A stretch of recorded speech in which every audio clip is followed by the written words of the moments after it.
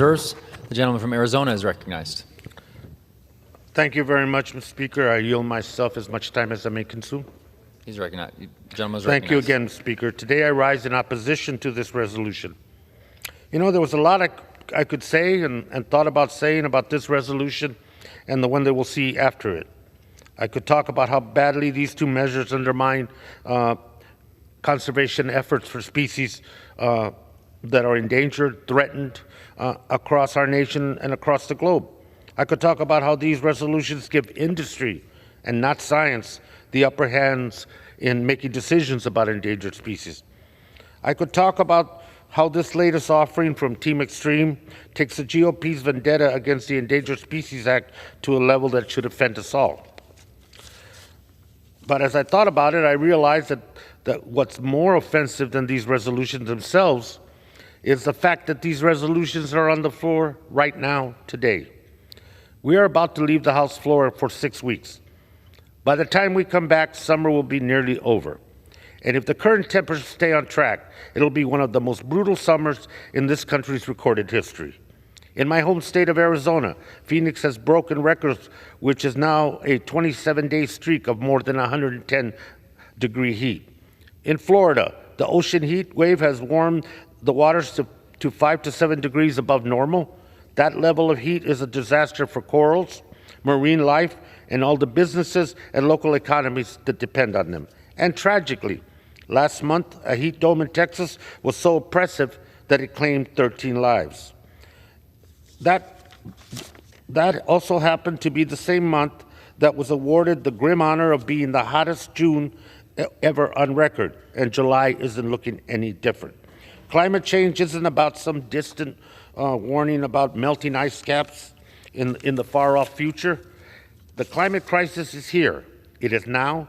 People are suffering, people are dying, and the GOP isn't doing a thing about it. This year, the Natural Resources Committee, the Republican majority, has had 0 hearings on climate change. They've introduced 0 bills to seriously address climate change. They've introduced 0 bills to help communities being hurt by climate change. And they've accepted 0 Democratic amendments to include climate change in any of their legislation.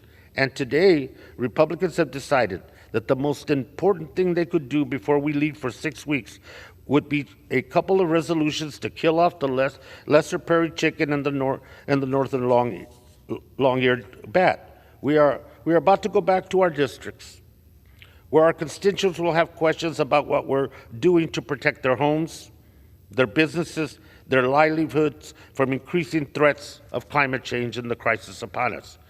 I have to wonder if my Republican colleagues think that bullying chickens and bats will be a sufficient answer. I don't agree. And I'm certain our constituents won't agree either.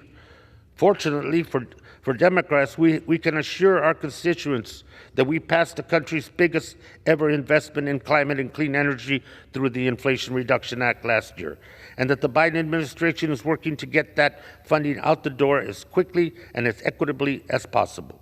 Against ongoing efforts through appropriations to defund those initiatives and to dismantle, as we see today, existing environmental protections. And unfortunately, for the big gas and big oil industry in this country to make Americans more and more dependent on fossil fuels as their source of energy, and thus increasing the climate crisis that we are experiencing now. Common sense says that the new party in charge of the House would want to keep that historic momentum going, but sometimes common sense ain't that common. I urge my colleagues to vote no on these resolutions. I urge my Republican colleagues to come back in September with a better plan to help the American people than a couple of go-nowhere resolutions that beat up on bats and chickens. I reserve the balance of my time. Gentleman from Arizona reserves. The gentleman from Arkansas is recognized.